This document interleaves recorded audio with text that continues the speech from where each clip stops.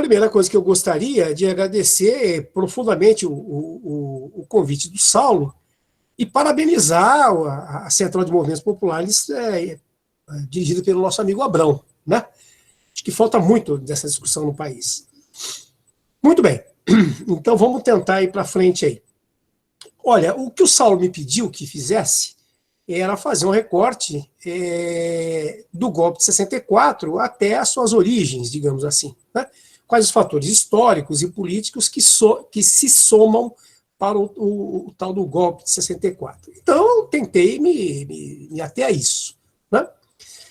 Bom, eu estou partindo do pressuposto de que não é possível que você analise o golpe de 64 sem que você entenda duas coisas, ou seja, dois conceitos que são pilares para que você caminhe lá para frente, né? Eu acho que é uma questão até de metodologia meio básica nesse caso. A primeira coisa é entender o que é o populismo, porque no limite, o golpe de 64 é a primeira liquidação do modelo mais bem acabado de populismo da América Latina, de uma forma geral. Então, primeiro, entender não só o conceito de populismo, mas aquilo que o Otávio Yanni chama de limites e contradições do populismo de uma forma geral, e no caso brasileiro especificamente. A primeira coisa é essa. A segunda coisa é tentar entender o seguinte: que agente político é esse que liquida com o populismo, com as esperanças do populismo enquanto movimento de massa, esse tipo de coisa, né? Para tentar simplificar, qual é o papel dos Estados Unidos em relação a isso, né? Para tentar entender como é que os americanos constroem, principalmente na esteira da Guerra Fria, como é que eles constroem um aparato espantosamente eficiente, um aparato ideológico, geopolítico, político, diplomático, militar, financeiro, que faz com que a América Latina, na esteira da Guerra Fria, se submetesse ao papel de um mero quintal americano. Então, esses dois pilares, eles são fundamentais. Primeiro, a definição do populismo e o entendimento dos seus limites e das suas contradições.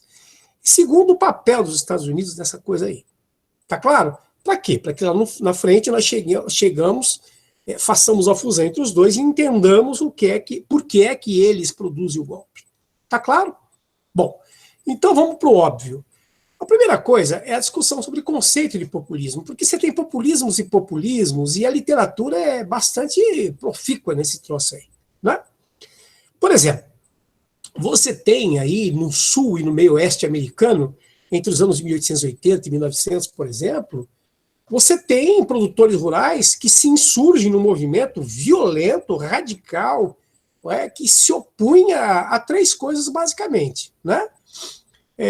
Primeiro, se opunham à concentração do poder econômico nos bancos e nas financeiras, que submetiam a esfera da produção agrícola ao processo de hegemonia do capital financeiro, né? A segunda coisa impressionante é como é que eles reagiam aos chamados especuladores agrários, né? E a terceira coisa, obviamente, é a insurreição deles quanto ao papel das ferrovias, né? Que eles cobravam tarifas, taxas absolutamente caras, absurdas, essa coisa toda. Tá? E esse movimento é um movimento violento, de enfrentamento militar, de sequestros, de assassinatos, de conflitos, de tal maneira que o governo americano tenta intervir para mediar essa situação, para impedir que o capital especulativo financeiro fosse tão prejudicial à produção agrícola, né? Tá aí, pronto, o movimento dito populista, entendido como populista. Claro que nós sabemos que não é esse o caso nosso. O segundo são os chamados narodniks russos, né? Que, na verdade, eram formados por intelectuais, pequenos burgueses, oriundos da classe média de alguns grandes centros urbanos russos, que bebem na fonte do marxismo e depois se distanciam um pouco do marxismo, que eram radicalmente conflituosos em relação ao czarismo, na capacidade de enfrentar o czarismo, não é? Mas que tinha uma visão muito pueril, muito quixotesca de mundo, achando que era possível, por exemplo, criar as bases de uma sociedade socialista a partir de pequenas comunas agrícolas ou oficinas de produção artesanal de caráter comunal. Não é? E é engraçado que o Lenin os entendia, os respeitava, mas, logicamente, os confrontava, do ponto de vista teórico. O populismo, por exemplo, o populismo russo, que não é o nosso caso, obviamente. Um terceiro modelo conceituado pelos teóricos do populismo como populismo é o modelo do nosso amigo Julius Nyerere, né, do modelo da Tanzânia, né, o que os africanos chamam de Ujamaa, né. O Julius Nyerere, ele chega ao poder em 1962, logo institui um regime de partido único, se autoproclama socialista, vai governar a Tanzânia até 85, né? E ele vai implantar um negócio interessante, ele vai implantar uma série de modelos de desenvolvimento agrícola não é? Em pequena escala, orientado no sentido da chamada policultura, voltado principalmente para abastecimento do mercado interno, e se houvesse um eventual excedente, isso seria voltado para a grande indústria, esse tipo de coisa aí. Né? E sob o controle do Estado, tanto a política de controle agrário, quanto a situação das famílias, esse tipo de coisa. E que se autoproclamava socialista. É um outro tipo de populismo. Perceba, eu só estou fazendo essa pequena viagem aí para que vocês entendam que o populismo não é uma coisa específica da América Latina. Se você tem essa literatura aí, da ciência política ou da história, o que quer que seja, você tem aí o conceito de vários populismos. Claro que não é nenhum desses três que nos interessam, não é verdade? O que nos interessa, obviamente, é o modelo do chamado populismo latino-americano. Esse é mais gostoso, mais rico, mais plural, mais diversificado, essa coisa toda. Não é? Vamos começar a conceituá-lo para ficar fácil a discussão, para nós chegarmos até, então, o esgotamento do populismo no golpe de 64.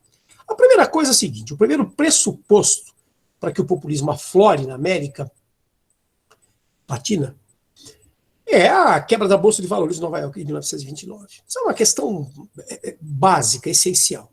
Por quê? Porque a quebra da Bolsa de Valores de Nova York expôs a obsolescência, expôs o atraso, o anacronismo de economias que eram essencialmente assentadas no latifúndio, de caráter monocultural, agroexportador e dependentes. Ah, mas isso não era assim em 100% da América Latina? Não, eu sei que não era, meu amigo. Por exemplo, no caso do Peru, por exemplo, no caso do Chile, eram economias extrativistas. Mas, a grosso modo, a América Latina não tinha conseguido ainda se livrar dessa herança colonial de economias agrárias, esse tipo de coisa.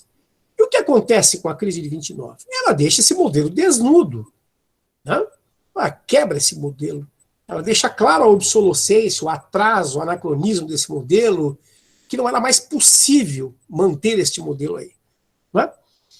Bem, isso fica bastante evidente. E aí, um pequeno comentário. Né? Quando um modelo desse chega ao colapso, se você pega, por exemplo, o caso brasileiro é ridículo, né? O Brasil é ridicularizado no mundo inteiro como um grande país exportador de sobremesa, né? Açúcar, cacau e café. Né? Quando isso chega a esse ponto, né, expõe-se às vísceras do anacronismo do modelo econômico, é claro que a classe ou fração de classe que sustenta esse modelo, porque tem vantagens, enfim, sobre esse modelo, é claro que ela perde muito da sua base de sustentação social, da sua hegemonia social, dos mecanismos de dominação política e do próprio poder político, não é? Porque ela se expõe a isso aí, correto? Então, essa é a primeira questão que você tem que entender como pressuposto do projeto populista. A segunda questão, também fundamental, é o seguinte, onde é que o populismo ele é mais conceitualmente nítido, definido, tem um modelo muito próximo, apresenta mais ou menos as mesmas características. Em sociedades que, pré-crise de 29, havia passado por espasmos ou por surtos de modernização, de industrialização, de urbanização, coisa e tal. Não? Ah, saco também, mas você é capaz, então, de denominar essa sociedade? Sou. Um negócio tão simples, por exemplo, a sociedade argentina, por exemplo. A Argentina, nas 3 últimas décadas do século XIX, ela recebe um volume de investimentos estrangeiros espantosos, sem parâmetro na América Latina, de uma forma geral. É uma coisa tão assustadora que, na virada do século XIX para o século XX, a Argentina tinha o 13º PIB per capita do mundo. Isso não significa distribuição de renda, né? Tá? Mas tinha. Tá claro? E mais, né, com a Primeira Guerra Mundial, você vai ver que a Argentina se coloca como um grande parque, um grande complexo industrial, produtor de gêneros primários manufaturados, não é? E grande exportadora para uma Europa deflagrada, afundada numa guerra e que precisava se alimentar. O grupo Bang-Bor, por exemplo, nasce nesse contexto. Então, essas 3 últimas décadas do século XIX, desculpe, e a Primeira Guerra Mundial, o projeto Argentina. Caso do México, vamos lá. De 1876 a 1911, você tem o Porfiriato no México, né? Do Porfírio Dias.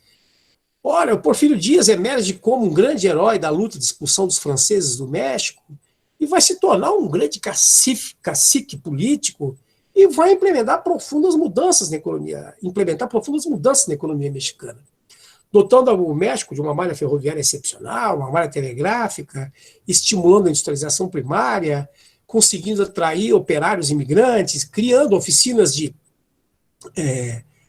qualificação de mão de obra. É bastante interessante isso aí, no México, não é? E o caso brasileiro, né? Então nós temos algumas experiências no caso brasileiro, como, por exemplo, a tal da Era Mauá, ainda no Segundo Império, e a nossa industrialização por necessidade de substituição de importações na Primeira Guerra Mundial. Então são 3 sociedades que, percebam o que eu quero dizer para vocês, que elas se caracterizam, né, por conhecerem um processo, um espasmo, um surto de industrialização, de modernização, de urbanização. Mas espera aí, qual a importância que isso tem para o surgimento do populismo enquanto um movimento todo? Porque ao passar por esse processo, você tem uma acentuação do processo de urbanização, você tem a concentração operária em alguns grandes, mesmo que poucos, centros urbanos, você tem a formação de uma classe média, não é? Você tem um embrião de uma burguesia de perfil nacionalista, em alguns casos mais, em outros menos, não é claro? Que dão a base de sustentação social para a crítica ao velho modelo oligárquico e as velhas práticas e mecanismos de dominação e hegemonia oligárquica e poder oligárquico. Essa é a base de sustentação do projeto populista de uma forma geral. Está claro isso, pessoal? Agora, é bom que entendamos um negócio bastante interessante, né? O populismo não se resume a esses 3 países, Brasil, México e Argentina. É preciso tomar cuidado com isso, né? Você tem, por exemplo, o papel do Aya de la Torre no Peru. Você tem o papel do Eliezer Gaitán na Colômbia. Você tem o papel do Velasco Ibarra no Equador, né? Que são figuras populistas que, na verdade, eles fogem um pouco do modelo argentino, brasileiro e mexicano, mas que se colocam nesse campo aí, correto? Bom, vamos continuar. Por que surge o projeto populista? Qual é o papel histórico do projeto populista? Romper com o velho modelo agroexportador, monocultural e independente e criar as bases para o desenvolvimento capitalista. No todo do que o capitalismo pode te oferecer. Por exemplo, no desenvolvimento industrial, na diversificação das atividades econômicas de uma forma geral, na sofisticação do setor de serviços, no aquecimento do mercado consumidor interno. Né? Esse é o grande projeto populista. É para isso, historicamente, é este papel que historicamente está reservado aos populistas. Essa é a grande questão. O desenvolvimento, a modernização de um mundo burguês, marcado pela industrialização e vai por aí afora. Correto? Bem, para que isso pudesse se dar, são necessários alguns pressupostos. Né? Por exemplo, desalojar as velhas oligarquias pressupunha a necessidade de que esses líderes populistas, que são emergidos ao poder por várias circunstâncias, e não dá para analisar cada uma delas, né? No caso brasileiro você está careca de saber que é a Revolução de 30 é a chegada do Vargas ao poder, mas fundamentalmente esses líderes eles têm que compor um novo campo de rearranjo para o exercício da hegemonia política. Se eu desbanco as velhas oligarquias responsáveis pela tragédia consequente da crise de 29, é necessário que eu pactue, componha, arranje um novo bloco hegemônico de poder. Está claro? No caso específico do Vargas no Brasil, é o que a gente chama de estado de compromisso. O estado de compromisso é um rearranjo de topo, onde você tem, por exemplo, setores das velhas oligarquias dissidentes, você tem setores militares, né, principalmente a média, ou quem era originário da média oficialidade do Exército, que teve algum vínculo com o velho movimento tenentista. Você tem setores das classes médias urbanas emergentes, alguns pouquíssimos setores que buscavam propugnar por um modelo nacionalista de desenvolvimento capitalista industrial, é claro? Aqui tá certo. Meu som.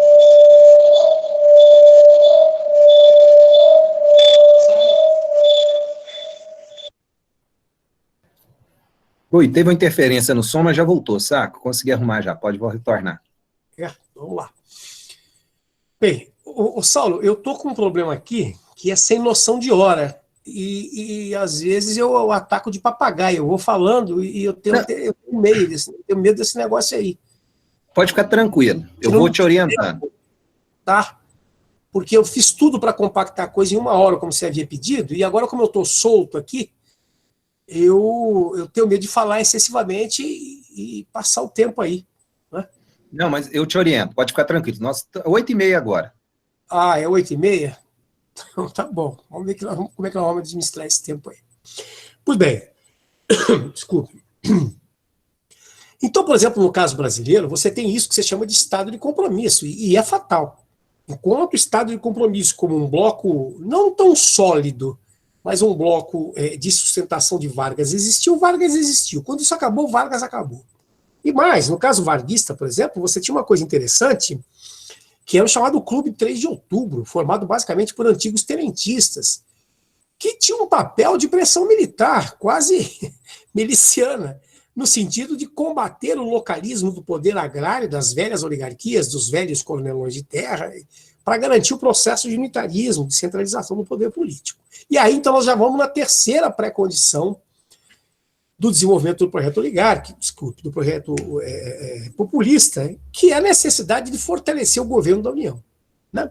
Ou seja, se a Constituição de 1891 e as práticas desencadeadas pelo Maquiavel dos Tópicos, que era o Campos Salles, que permitiu, por exemplo, a política dos governadores, a Comissão Verificadora de Poderes, a prática plena do coronelismo, o voto de cabresto, o curral eleitoral, tal. Aquilo tudo característico da República Velha, marcado essencialmente pelo localismo disperso do poder agrário, né, tinha que acabar. Isso tinha que ser substituído por um poder central forte. O poder da União tinha que ser forte e esse localismo tinha que ser dissipado, acabado, por algumas coisas tão elementares. Porque o Estado da União, o Estado Central, o governo federal, é ele a alavanca do processo de desenvolvimento populista em qualquer caso dos populismos. Ele é intervencionista, ele é protecionista, ele tem um viés nacionalista, ele é estatizante, ele é formador e qualificador da mão de obra, a ele vai acabar, vai ser destinado o papel de regulamentar as relações capital-trabalho. Então, o Estado Central tem que ser fortalecido. Está claro isso? Bom, uma outra coisa elementar para o líder populista é a necessidade de regulamentar a relação capital-trabalho. Né? A insensibilidade, a estupidez, o primarismo das velhas oligarquias, da República Velha, no caso brasileiro, por exemplo, a relação delas com o movimento popular e o movimento operário era de criminalização, só. Né? Você não tinha uma legislação trabalhista, o Brasil não tinha um salário mínimo, o Brasil não tinha justiça do trabalho. Né? E toda e qualquer iniciativa no sentido de organização operária e prática sindical era imediatamente criminalizada. Você tem leis como a do Adolfo Gordo, de 1907, ou a lei Celerada, de 1924, do Arthur Bernardes, que eram absurdas. Né? E até a frase do Arthur Bernardes, né? Não existe questão social, questão de polícia, ou seja, como é que a gente trata os de baixo? Na porrada. Ora, o líder populista é sensível a isso, ele sabe que essa política é estúpida, ele sabe que se a função histórica dele é construir uma sociedade burguesa, moderna, industrializada, diversificada e urbana, ele vai estar produzindo uma grande concentração de uma massa operária muito grande.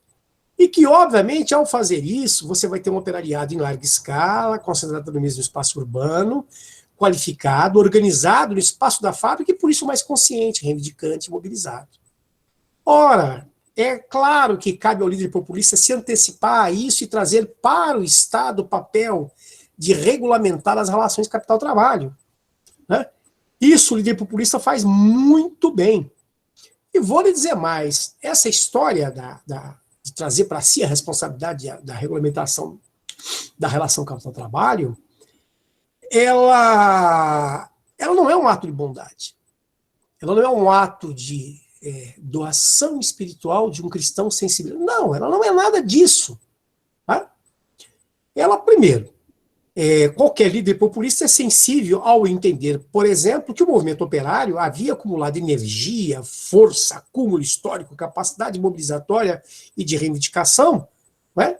Que ou estas concessões, essa regulamentação é feita a partir de concessões, e aí, meu amigo, são concessões efetivas, concessões previdenciárias, salariais, legais, né? Concessões de toda ordem, concessões trabalhistas, tá bem? É muito comum a gente encontrar algumas versões de um esquerdismo pueril dizendo, não, por exemplo, Vargas era um vendedor de fumaça, ele ludibriou o operariado o tempo inteiro, se vendeu como paternalista, e na verdade é o algoz da classe operária e tal. Ora, essa visão é uma visão pueril, uma visão boba, inclusive arrogante, para além de boba, porque coloca o operariado como uma massa de idiotizados, ludibriados pelo Vargas, e o Vargas como um espertalhão eterno. Não é nada disso. Não é nada disso. Os ganhos são efetivos, são concretos, são reais. Tá claro? Bom, vai daí que o líder populista ele vai conseguir, a partir disso, com isso, em função disso, ele vai conseguir fortalecer o caráter carismático do exercício do poder. Isso associado ao assistencialismo, não é? E as estratégias de culto à personalidade do líder populista, dá a ele um trânsito muito grande junto às massas e ao operariado mais organizado, mais ou menos organizado. Tá claro? Bem, isso, então, lhe permite manipular as massas de uma forma geral, a partir de um discurso muito carregado de moralismo, de passionalidade, de negação dos aspectos intelectuais, como se fosse uma relação de amor, como se fosse uma relação de devoção, uma relação de um homem simples com outros homens simples, esse tipo de coisa. Né? E é impressionante, né? No caso específico, não só brasileiro, é que quando Vargas chega ao poder em 30, a partir de 28, as grandes emissoras de rádio já existiam, e o Vargas sabe se apropriar do rádio como nenhum outro líder populista para exercer esse tipo de coisa. Verdade? É uma pena que não dê para falar mais sobre isso, porque esse não é um objeto nosso. Bem, nessa esteira vem o processo de cooptação do operariado, como eu disse para vocês. E aí, desde 34, quando Vargas cria a chamada Lei de Cotas, que também não dá tempo de discutir aqui, ele privilegia o processo de criação de um operariado urbano, de um operariado de matriz brasileira, de origem rural, né? Onde ele vai devagarinho minando a dependência nossa do operário estrangeiro, claro, porque esse operário chegava aqui, ele não era apenas uma máquina de músculos e suor.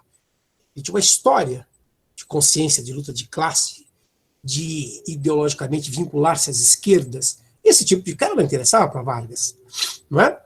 Então a lei de cotas do Vargas em 34 tenta cortar esse mal pela raiz e promover um operário brasileiro de origem rural, politicamente muito inconsciente, né, para dizer o mínimo nesse negócio todo, não é? Esse operário, então, ele é um operário mais fácil de ser cooptado. Né? Muito bem. Uma outra coisa impressionante que o Vargas exerce é a capacidade, que Vargas, todos os líderes populistas, é a capacidade de controle do aparato sindical. Né? Seria interessante se nós tivéssemos tempo para discutir aqui a Carta da Lavoura do Mussolini em 29, como consequência do acordo que ele faz com o Papa Pio XI, né? Mas do Tratado de Latrão, mas essas coisas não dá tempo, não é possível. Mas o fato é o seguinte, todo líder populista, ele, em grau maior ou menor, ele se apropria do movimento sindical. É interessantíssimo isso. E aí é uma coisa interessante, por quê? Porque ele aposta no processo de um sindicalismo de caráter meramente reivindicacionista, estritamente nos limites do corporativismo. Então, papel desse sindicato deveria ser um papel corporativista, previdenciário, assistencialista e lúdico. E ponto. Tá? O sindicato, enquanto um canteiro de ideologias, enquanto um espaço vestibulando de formação ideológica e de combatividade política por parte do operariado, isso não podia acontecer de maneira nenhuma. De maneira tal que o capítulo 5º da CLT nossa é uma cópia da Carta da Lavoura do Mussolini de 29. Não tenha dúvida. Ao mesmo tempo em que, com isso, ele cria as bases do PTB, que vai ser a sustentação política e eleitoral do varguismo depois do fim do Estado Novo. Correto isso? Bom, uma outra coisa, só para terminar, é que com tudo isso, na verdade, o tal do líder populista se sente legitimado para descer a borracha nas esquerdas. Né? Ou seja, ele faz tudo isso e ganha um estofo, não é? Em setores consideráveis do operariado, essa coisa toda, para derriçar a borracha nas esquerdas de uma forma geral. Verdade? Bom, essa discussão não estava pautada, mas ela me irrita profundamente. Peraí, não é que ela me irrita profundamente, ela me desperta profundamente uma coisa interessante, que é o seguinte. Vocês me permitam esse pequeno parágrafo para discutirmos isso. Que é o seguinte, eu não sei se vocês já perceberam como é que há, por parte da imprensa corporativa, da grande imprensa, um processo de banalização do conceito de populismo, né? Onde não se preocupa com a caracterização conceitual do populismo enquanto movimento político e social. Não longe da caracterização, o que há é uma caricaturização em nome de um troço genericamente chamado de neopopulismo. Você quer ver? Acompanha comigo, vê se você concorda ou não. O que me deixa profundamente irritado. Né? Por exemplo, qualquer política de distribuição ou de transferência de renda é imediatamente considerado algo como coisa de populista. Né? Coisa de populista. É uma coisa assim impressionante. Há alguns dias atrás, uma semana, duas, não me lembro exatamente, tinha um advogado dando entrevista numa como é que chama? Canal, não. Estação de rádio aqui em Berlândia. E esse cidadão é advogado, me parece que é criminalista, coisa e tal. E ele dizia, a plenos pulmões, que na raiz do processo de avanço da delinquência e do crime no Brasil estava a questão da má distribuição de renda, que enquanto isso não se resolvesse, não se resolveria a questão da violência. Tá um discurso bonito e tal. E lá o repórter pergunta alguma coisa, né? E de repente, do nada, ele vira assim, bom, quando eu digo distribuição de renda, eu não estou me referindo àquele absurdo que o Lula e a Dilma praticaram, porque aquilo é populismo. Né? É impressionante. Então, a primeira coisa é essa. Além da barreira, não é? A questão da distribuição de renda e da coisa, permite a ascensão, a emergência dos estratos mais baixos ao consumo de serviços, bens e produtos que a classe média fica horrorizada com esse tipo de coisa. Né? Acho que foi a Danusa Leão que disse, olha, não tem mais graça ir para Nova York, porque eu chego lá e encontro meu empregado no aeroporto. Né? Isso é um problema. A segunda questão, não sei se vocês perceberam isso, é que qualquer política de ampliação das garantias sociais, de previdencialismo ou políticas públicas que atendam demandas sociais secularmente reprimidas, também é considerada coisa de populista. Né? Uma outra coisa impressionante é o seguinte, qualquer arranhão na chamada saúde fiscal do Estado ou nas contas públicas do Estado é imediatamente taxado, né, como inconsequência, como um ato de inconsequência de políticas populistas. Não é? E que isso, inclusive, afastaria o chamado Deus mercado. Isso funciona como uma espécie de mantra, é impressionante. Isso só não vale quando é feito para socorrer banqueiro em apuros, ou mesmo não estando em apuros, não é verdade? Uma outra banalização do conceito de populismo, que a imprensa joga, muito pesada, é a questão do seguinte, qualquer instância deliberativa do Estado de políticas públicas que contam com a participação de movimentos ou entidades populares, também é tida como coisa de populismo ou pior do que isso, não é verdade? Bom, e por último, claro, qualquer ativista político que defenda algo que lembre isso, é imediatamente taxado de demagogo, esse tipo de coisa. Eu só queria colocar isso a título de registro, até porque essa história serve para alguma coisa, para esse tipo de reflexão. Verdade? Bom, vamos continuar então, pessoal. Vamos lá, vamos para frente. Então, com isso, nós terminamos o que é o conceito de populismo, a primeira pilastra da necessidade de reflexão. Tá claro? Agora nós vamos para a segunda pilastra aí. Nós vamos lá para a discussão de como é que a Guerra Fria e os ventos do norte cobrem toda a América Latina de uma forma geral. Tá claro? Aqui as coisas se complicam um pouco mais, porque elas são mais ideológicas, o volume de informação é mais pesado e tal. Vamos tentando, né, tatear isso aí. Muito bem. Perceba bem, no pré-Segunda Guerra Mundial, qual era a política que os Estados Unidos estabeleceu para a sua relação com a América Latina? É a chamada política da boa vizinhança. Correto? Bem, isso se dá a partir de 1933, com a chegada do nosso amigo Roosevelt ao poder. Tá bem? Bom, a política da boa vizinhança, ela mantinha relações que não dá para entrar nisso agora, mas que priorizavam relações com alguns países estratégicos da América Latina, sobretudo o Brasil, pelo peso geopolítico, demográfico, de recursos naturais que o Brasil tinha, e vai por aí afora. Tá claro? Bem, a política da boa vizinhança, ela se sustentou por vários anos através de vários congressos, e o último deles, inclusive, ainda na esteira da guerra, tinha sido convocado para a Cidade do México em 1945. Só que não teve isso. Não aconteceu essa convenção. Ela foi postergada por 2 anos e aconteceu no Rio de Janeiro, mais especificamente no Hotel Quitandinha, em Petrópolis, no final de abril de 1947. Por que essa coisa se demorou 2 anos para acontecer? Primeiro, que foram 2 anos muito confusos na cabeça do Departamento de Estado dos Estados Unidos de como redefinir a relação deles, Estados Unidos, com a União Soviética. Por quê? Porque na Segunda Guerra Mundial foi fundamental para a União Soviética a cooperação americana para sustentar a guerra contra Hitler. Não tenha dúvida sobre isso. Tá bom, ótimos parceiros, colegas, colaboradores durante a guerra. Agora a guerra acabou. A União Soviética emerge, não é? Como uma ameaça aos Estados Unidos. Era necessário redefinir isso. Segunda coisa era a situação da Argentina.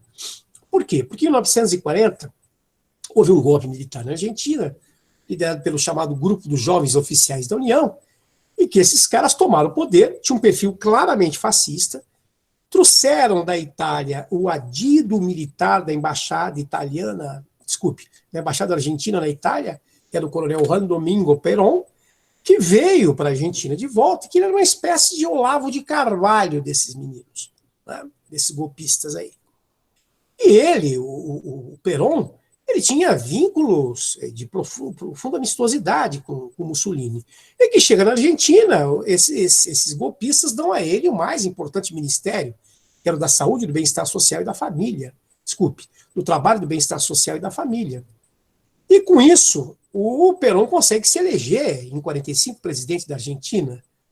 Acontece que o Perón passou a ser, na verdade, um espinho de peixe na garganta dos Estados Unidos, pelo que os americanos chamavam de excessivo intervencionismo e nacionalismo do Perón.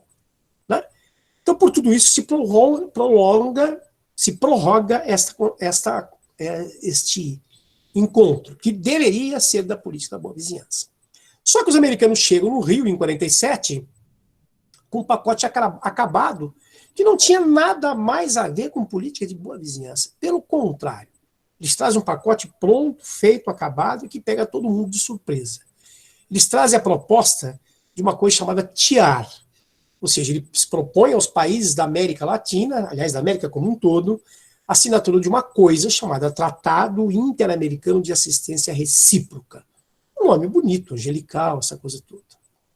O que tinha por trás do TIAR? Quais eram os princípios do TIAR? Tá claro? Primeiro, a compreensão de que qualquer agressão externa ou interna, olha essa expressão, agressão interna, a qualquer país das Américas seria entendido como um ataque a toda a América. Primeira coisa. Está claro isso?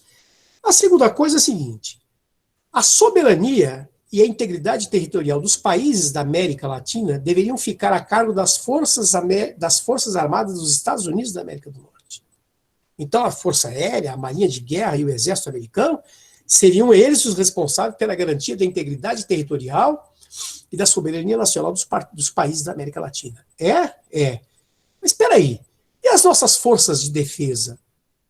Qual é o papel que caberia a elas? Ah, bom, aí então as forças de segurança e defesa dos outros países deveriam se preparar politicamente, ideologicamente, cientificamente, estrategicamente, culturalmente, para combater o inimigo interno. Esse é o papel. Inimigo interno? Sim. Quem era considerado inimigo interno? Os ismos. Nacionalismo, populismo, comunismo, sindicalismo, socialismo, esse tipo de coisa. As Forças Armadas e de Segurança da América Latina seriam reduzidas a esse processo aí. Né? E mais, os Estados Unidos colocam dentro do TIAR a ideia de que, em caso de conflito, aos países da América Latina caberiam oferecer as suas bases militares e os seus recursos naturais aos americanos.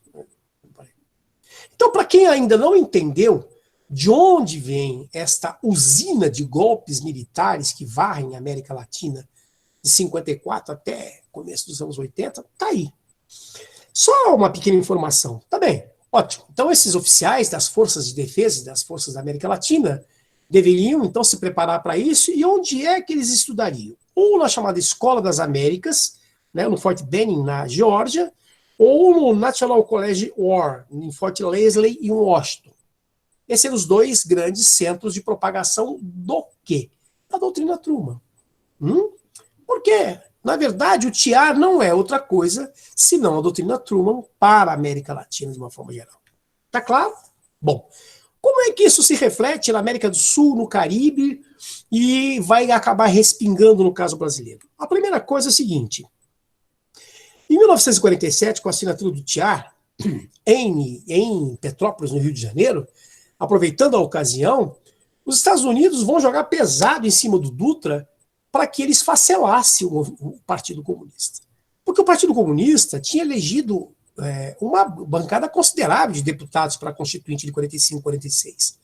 E figuras de peso intelectual, figuras como Jorge Amado, figuras como Portinari, como Mário Chamber, eram figuras de peso. E um senador, que foi o Luiz Carlos Prestes. Né? Então, para os americanos, era inadmissível um partido comunista legal. O Dutra não tem dúvida, vai lá e proscreve o então Partido Comunista do Brasil. Mais do que isso, caça o mandato de todos que haviam sido eleitos pelo Partido Comunista do Brasil. Mais do que isso, intensifica de forma brutal a repressão sobre os movimentos populares e o movimento sindical de uma forma geral. Tá claro? Em 1948, na Conferência de Bogotá, cria-se a chamada OEA, que está aí até hoje, a Organização dos Estados Americanos, e a sua Santa Aliança, né? O seu braço armado, que era o Conselho de Defesa Interamericano, cuja proposta era exatamente essa: intervenção militar nas políticas, para garantir as políticas que a OEA definisse. Correto? Bom, em 1949, cria-se no Brasil a chamada Escola Superior de Guerra, que é o reflexo da chamada Doutrina Nacional de Segurança e Contenção, que é o nome oficial da doutrina Truman. Doutrina Nacional de Segurança e Contenção. Contenção de quê? Comunismo. Ah, tá. Então, no Brasil, cria-se a chamada ESG. Tá claro? Qual é o papel da ESG? Olha, meu Deus do céu, defender os princípios mais elementares de uma economia de mercado e das liberdades democráticas de uma forma geral. Joia. Qual é o segundo objetivo dela?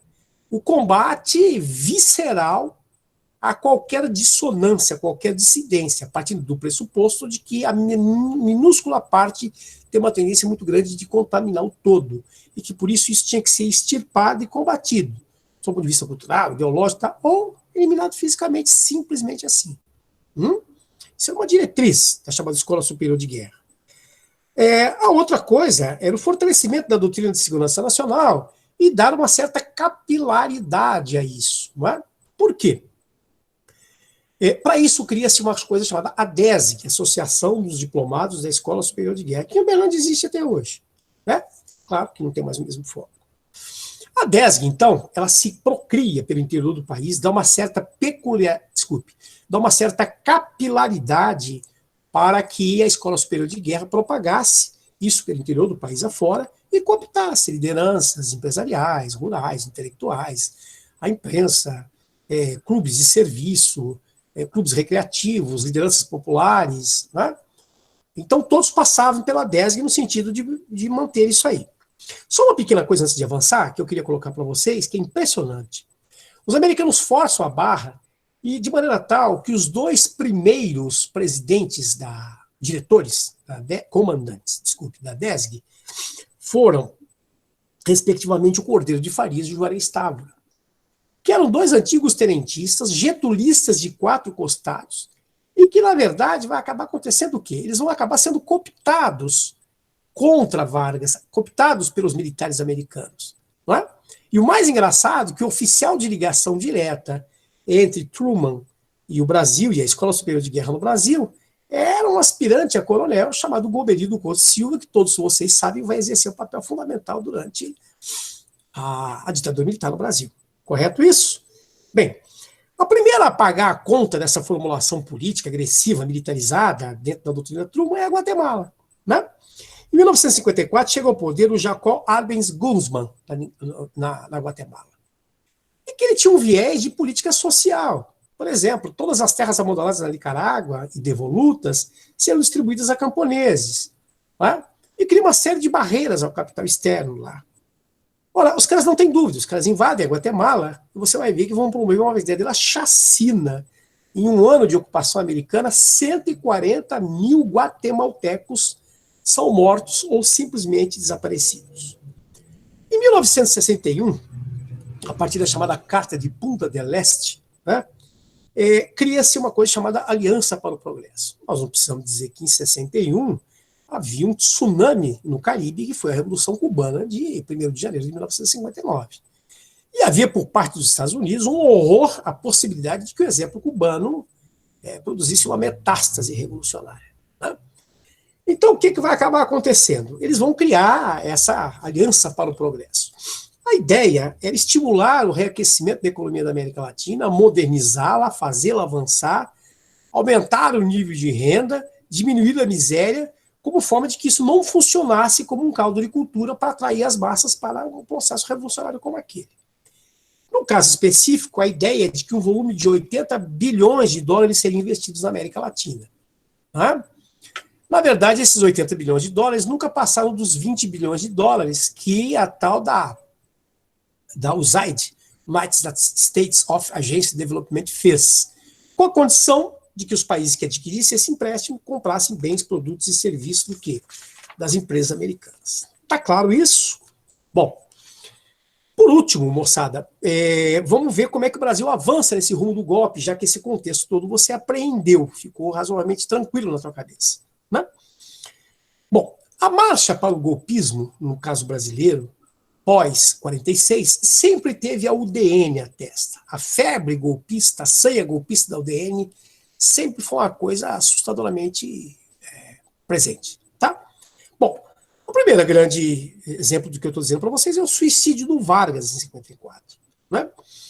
O suicídio do Vargas, a partir do atentado na Rua Toleleiros, dia 8 de agosto de 54, cria uma situação insustentável para o Vargas. Né?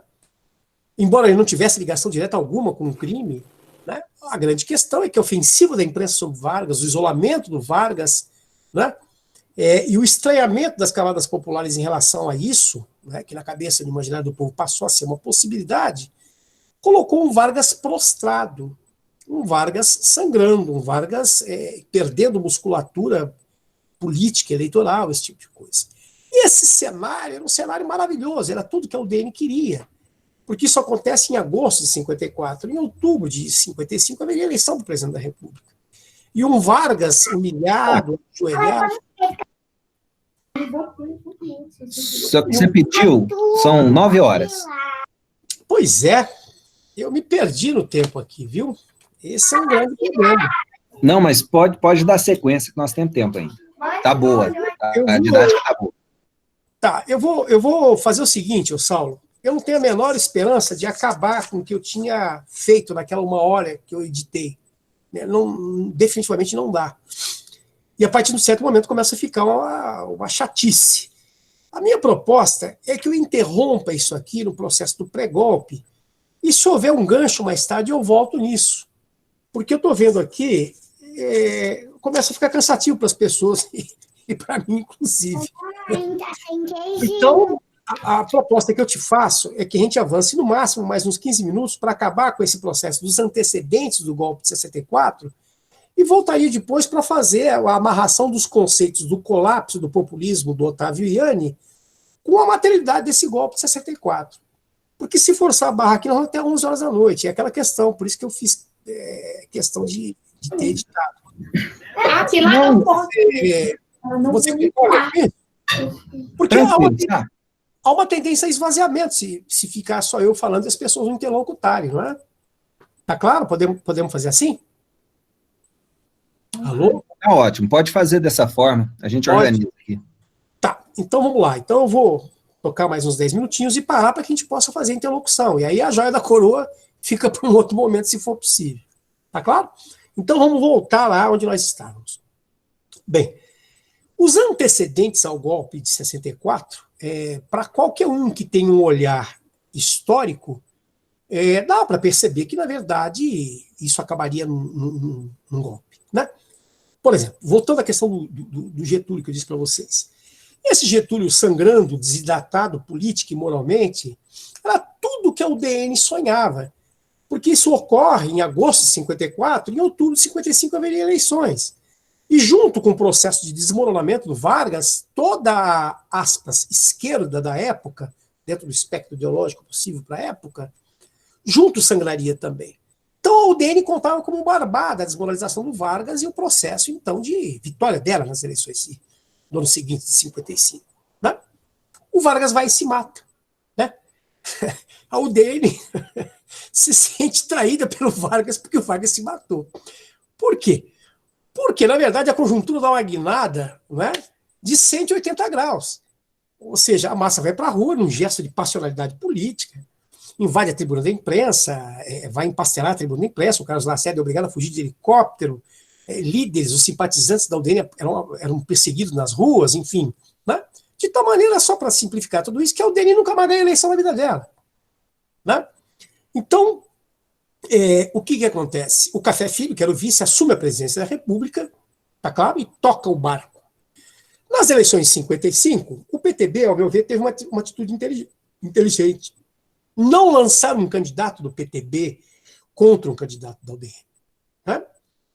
No caso, o brigadeiro Eduardo Gomes. Por quê? Porque isso restauraria um grau de radicalidade, de passionalidade, de bipolaridade que o PTB poderia sair perdendo.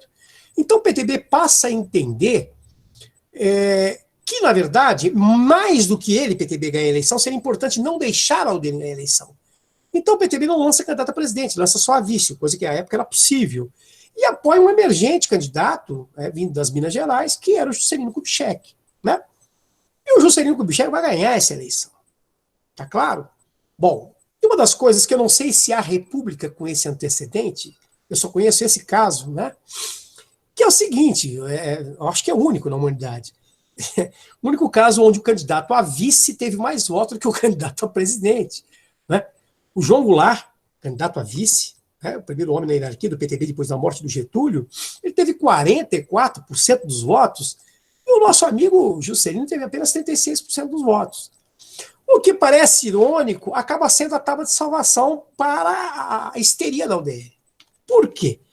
Porque a UDN começa a vender a ideia, né, de que, na verdade, o Juscelino era um menino, bobinho, mineiro, da roça, sem experiência, sem projeção nacional, e que teve menos votos do que o João Goulart. E que, portanto, quem iria mandar no país era o João Goulart. Era um comunista, de quatro costados, era um indivíduo que haveria de querer criar uma república sindicalista no Brasil, e que, portanto, era necessário não permitir que o Juscelino ganhasse e nem permitir que ele assumisse. Tá claro? No meio dessa história toda, o Café Filho renuncia à vice-presidência da República, à presidência da República, alegando os problemas cardíacos, e o Carlos Luz, presidente da Câmara dos Deputados, ligados ao PP, muito simpático à UDN, assume a presidência da República. E faz ouvido de mercador a campanha desencadeada pela UDN, uma campanha claramente golpista. Né? A UDN vai bater na porta dos quartéis e pedir. Aliás, a UDN sai do seguinte princípio: nós não podemos deixar o o Juscelino se eleger. Se ele se eleger, ele não pode tomar posse. Se ele tomar posse, ele não pode governar. E se governar, nós temos que fazer da vida dele um inferno e temos que depô-lo por impeachment ou qualquer coisa que o valha. Para que você tenha uma ideia, existia um modernista, lacerdista, nas fileiras do Exército, o coronel Bizarrias Mamed, que saía pelo Brasil pregando abertamente o golpe. E o Carlos Luz nunca o constrangeu jurídica e politicamente. Tá claro? Então, entre a eleição em outubro de 55 e a posse que ocorreria em 1º de janeiro de 56, havia um cheiro de pólvora no ar muito grande, de impedimento à posse do Juscelino Kubitschek. E aí é interessante, né? Por quê? Porque o Marechal Henrique Dufles de Teixeira Lott, veterano da Segunda Guerra Mundial, legalista e que tinha muito moral na tropa, ele, na madrugada de 10 para 11 de novembro de 55, se antecipa e dá um golpe militar em quem pretendia dar um golpe militar. Né? E ele vai acabar com isso, então, nomeando Nereu Ramos presidente do Senado, o terceiro na fila sucessória, como presidente da República, que garante a posse do Juscelino Kubitschek. O poder do Juscelino Kubitschek o governo do Juscelino Kubitschek é tido como um governo de quem governa em céu de brigadeiro, né? De pacificação, esse tipo de coisa. Lê do engano. Né?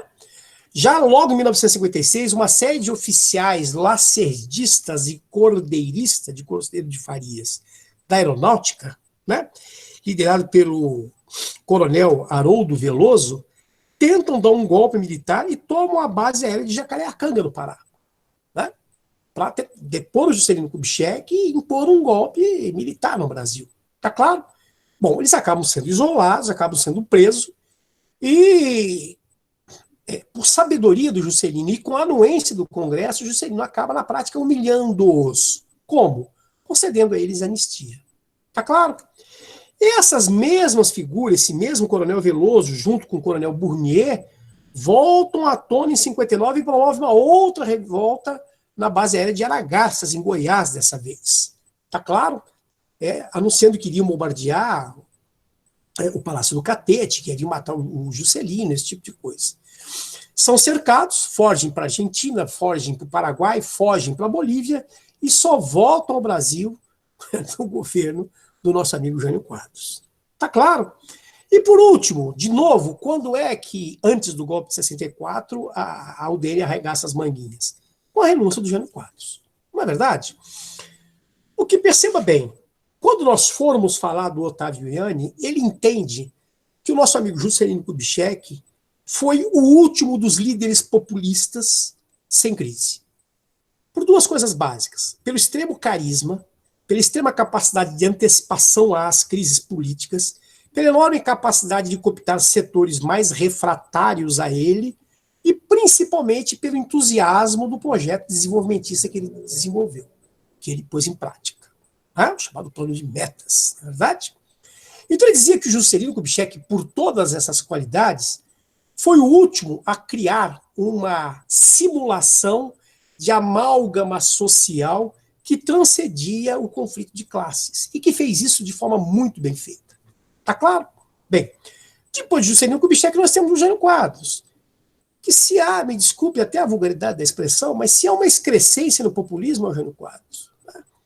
Um indivíduo absolutamente desprovido de qualquer projeto político, extremamente personalista, não mantinha interlocução com nenhum setor da sociedade civil organizada, não é? E que se elege na esteira de um discurso extremamente moralista. Não é? Muito bem, só que é um problema.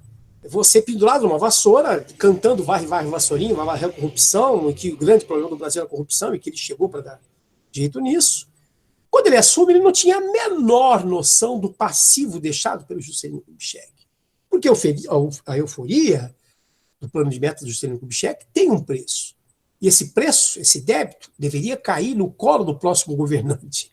Maquiavelicamente, o Juscelino fez as coisas dessa maneira. Né? Ora, o Juscelino não tinha base de sustentação parlamentar. Desculpe. O Jânio Quadros não tinha base de sustentação parlamentar. Ele não tinha projeto político e não tinha noção do volume da crise que ele ia herdar como consequência da folia promovida pelo Juscelino Kubitschek. Não é verdade? O que cabe a ele? Renunciar. Não é? E ele apronta o maquiavelismo de botequim, né? Ele manda o João Goulart, né? De novo João Goulart, sabe? De novo. O João Goulart tinha sido vice do Juscelino e se elegeu também de novo vice do Jânio Quadros, correto? Sim. Que era um dos homens mais estigmatizados e odiados pela direita, pela igreja, pelo Departamento de Estado americano, pela Fiesp, pelo Caramba 4. Até porque ele tinha assinado um decreto de reajuste de 100% do salário mínimo ao tempo do último governo Vargas.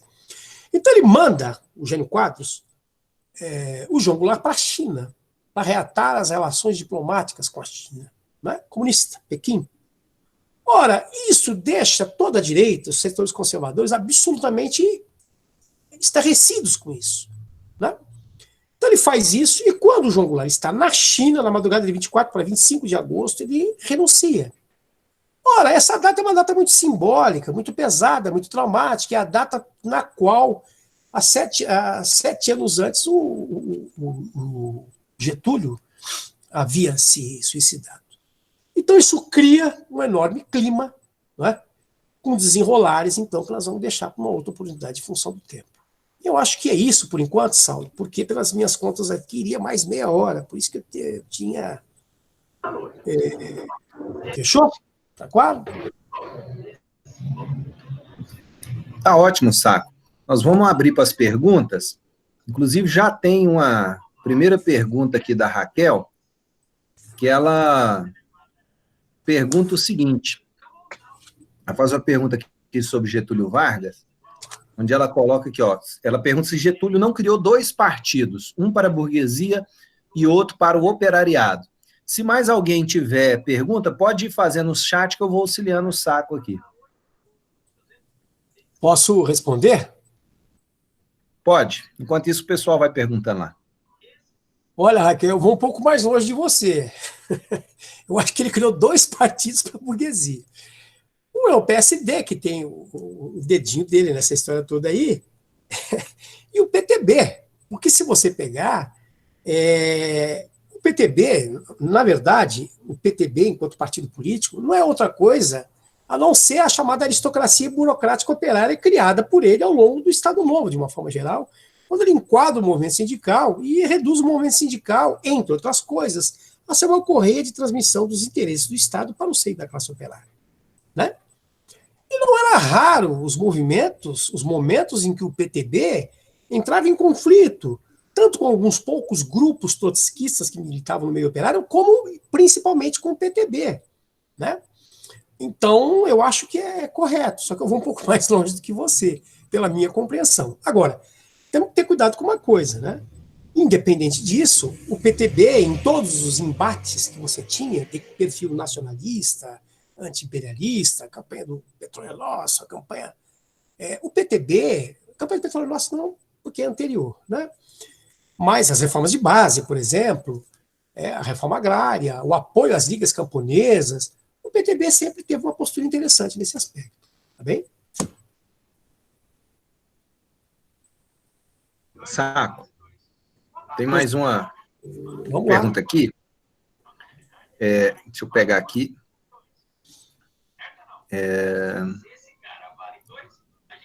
O populismo deve ser necessariamente marcado pela contestal? Não entendi. Marcado por quê? Contestal. Eu não sei o que é isso. Tem quem fez a pergunta, deixa eu pegar aqui, porque às vezes foi... O Arthur Toledo.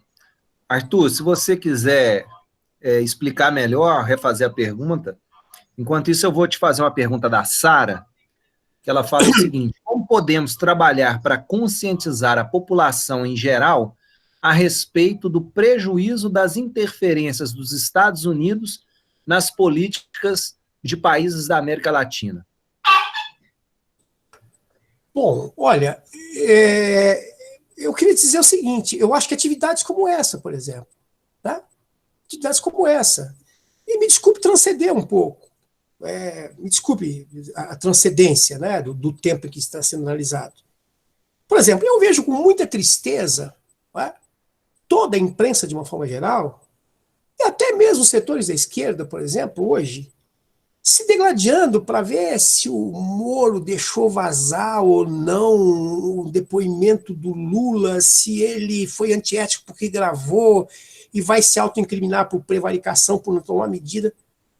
Meu Deus do céu, a discussão sobre o Moro não é essa. A discussão sobre o Moro é qual o seu vínculo com a CIA, qual o seu vínculo com o Departamento de Justiça, qual o seu vínculo com o Departamento de Estado americano, de onde vinha esse fundo de 2,5 bilhões de dólares que vocês pretendiam fundar um bloco de alianças políticas profundamente entreguista. Então, a questão americana e as suas interferências aqui entre nós, ela não é uma novidade, uma coisa assustadora. A grande questão é saber se o movimento popular, os movimentos populares de uma forma geral, e aí eu gostaria de parabenizar mais uma vez a Central de Movimentos Populares, por mais que nós sejamos poucos discutindo isso aqui, qualquer instância de debate isso vai aparecer. Não é? Qualquer instância de debate isso vai aparecer. Nós tivemos agora, muito pouco propaganda, madrugada passada, uma tentativa de invasão liderada pela Blackwater americana, um grupo mercenário privado, da tentativa de invasão da Venezuela, por exemplo, a partir do território colombiano. Quem sabe disso? A não ser a imprensa alternativa e tal. Então, o tempo da intervenção americana não é um tempo que passou, é um tempo que está dado. Agora, como discutir isso é um grande problema, né? Nós temos que criar instância, criar fóruns, atrair essa juventude para essa discussão. Essa é a grande questão, não é? Tem mais uma pergunta aqui? Tem? Vou fazer aqui.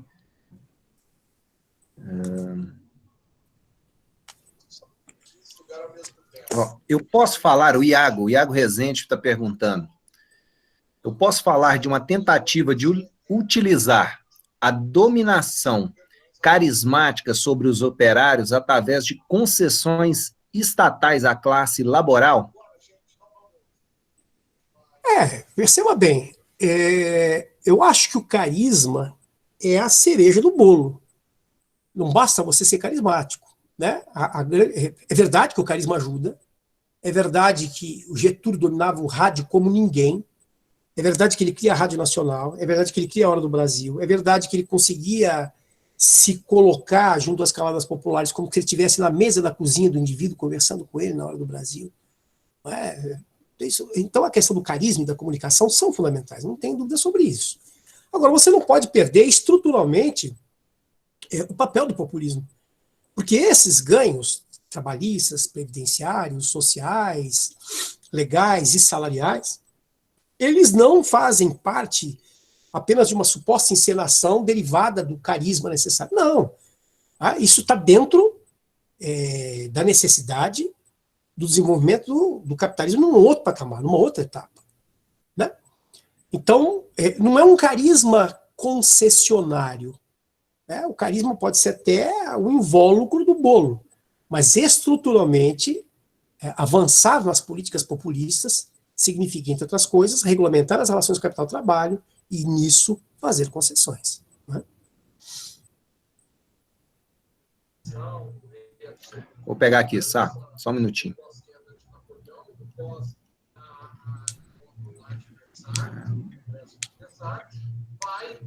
O Fernando Vital pergunta o seguinte: o trabalhismo de hoje tenta revigorar o populismo de outrora? Então, eu acho, inclusive, o seguinte, quem se coloca como herdeiro do trabalhismo?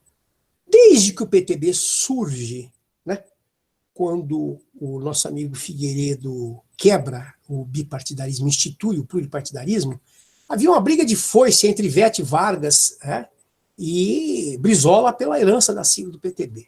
Né? Maquiavelicamente, o Golbery manipulou nos bastidores para que o PTB caísse nas mãos da Ivete Vargas, que não tinha absolutamente nada a ver com Vargas, o pai, a não ser o nome. Ela nunca teve nenhuma preocupação nesse sentido, trabalhista, caramba, quatro. Tá? Bom, o Brizola com isso queria o PDT, né? Que advoga o trabalhismo velho.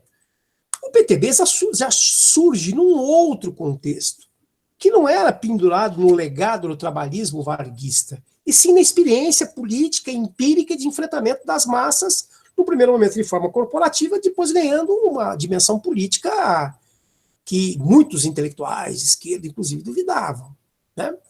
Então, eu acho muito difícil a gente falar em trabalhismo hoje na sua fórmula clássica, tá claro? Na sua formulação, na sua formatação clássica, né? É muito difícil a gente falar em trabalhismo hoje. Quanto à questão do líder carismático, depende muito da questão da abordagem do carisma. Muita gente entende carisma como um pressuposto de demagogia, tapiação, ludibriar a classe operária, esse tipo de coisa, né?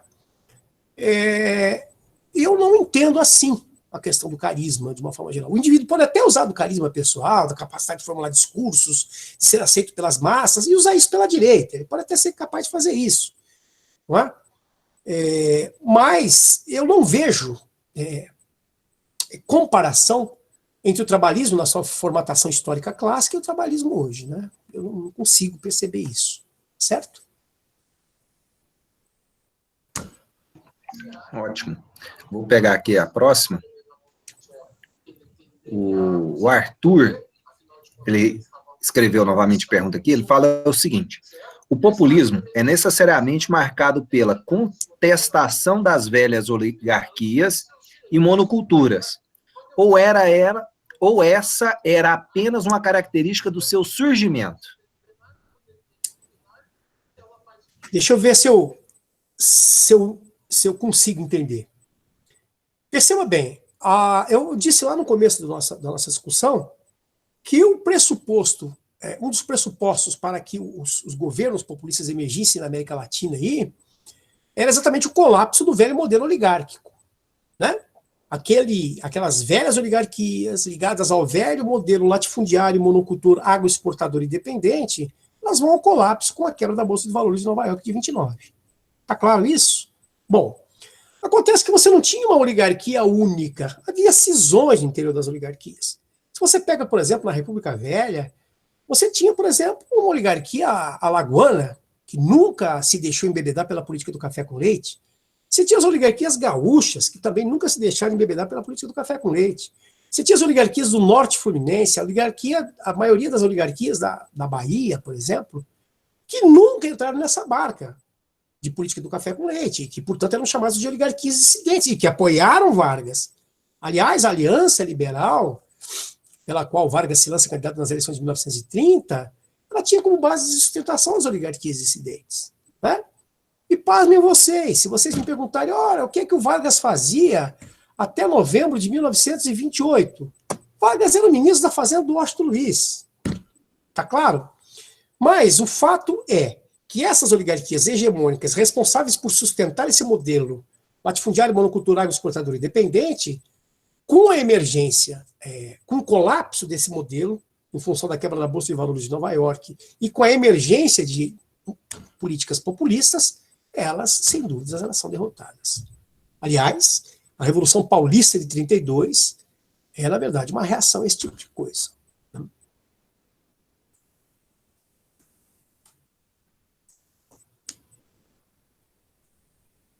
Acabou aí, Saulo? Alô? Não acabou não. O Moisés está perguntando o seguinte: o Lula, ele é populista, popular ou comunista? Comunista não é de jeito nenhum, né? Eu pego o programa do PT, não tem nada de comunista, né? Popular ele é isso. Populista é o que eu disse para você, não é? O conceito de populismo é um conceito historicamente hoje não cabível, na minha maneira de ver a coisa. O populismo teve seu tempo histórico, né? Ele vai ser liquidado com a sucessão de golpes militares na América Latina e corresponde a uma etapa X de desenvolvimento capitalista da América Latina que já se encerrou, né? Eu acho que o Lula, na melhor das suas boas intenções, deve ser alguma coisa parecida com um social-democrata, alguma coisa desse tipo, né? Tem mais aqui, peraí. A Isabel Camargo, trazendo à luz os problemas atuais do governo em relação a ter golpe, caindo o Bolsonaro e ficando militar no comando, que é o Mourão, como seria esse governo? caso o vice não seja derrubado como presidente. E aí, Saca, eu vou aproveitar essa pergunta da Isabel e trazer uma questão também, é o seguinte, a gente consegue enxergar nos movimentos atuais de um possível pré-golpe ou um possível autogolpe que está acontecendo atualmente, características que precediam o golpe militar que foi dado em 64? Olha, eu andei lendo, inclusive é o País, me parece, que, na verdade, setores significativos do PIB brasileiro têm buscado já uma interlocução com o Mourão. Né? Eu acho que essa agressividade de grupos cada vez menores, mas uma agressividade cada vez mais contundente de grupos bolsonaristas cada vez menores, tal, é um indicativo do desespero do Bolsonaro. Eu entendo dessa maneira aí. Eu não consigo entender que o Bolsonaro teria, nas hostes militares aí, do exército, eu estou me referindo, ele teria guarida, ele teria apoio para uma espécie de fujimorização do país, um autogolpe, qualquer coisa do tipo. Eu acho que não. O grande problema dele é que me parece que é uma fusão, aliás, uma confusão entre as milícias, de uma forma geral, que operam nas bordas das polícias militares, e esses grupos paramilitares, aí, de uma forma geral, que dariam sustentação, ou tentariam dar sustentação a uma eventual aventura golpista dele. Né? Eu acho que não. Eu acho que ele não tentaria esse negócio. Ele leva... Eu não sou daqueles que dizem que o Bolsonaro é um louco. Né? Eu acho que não. Né? Eu acho que ele não, em si não é estrategista, mas ele cumpre um roteiro estratégico. Verdade? Meio acuado pelo desespero agora. Eu não acredito que o Exército embarcaria numa outra aventura dando sustentação a ele. Eu acho que vai chegar um momento que vai se tornar insustentável, porque, inclusive, a base de sustentação dele está se esmilinguindo, e ele tem vertiginosamente despencado na aceitação popular. Então ele vai ficar com aquela seita de histéricos, que bate enfermeira na Praça dos Três Poderes, que chuta fotógrafo, esse tipo de gente aí, não é? Eu acho mais possível que o governo caia no colo do Mourão, não é? Se houver alguma mudança, do que um autogolpe. Não é? Eu não acredito que ele vá ter estofo para isso. Claro, é a maneira pela qual eu vejo a coisa. Né?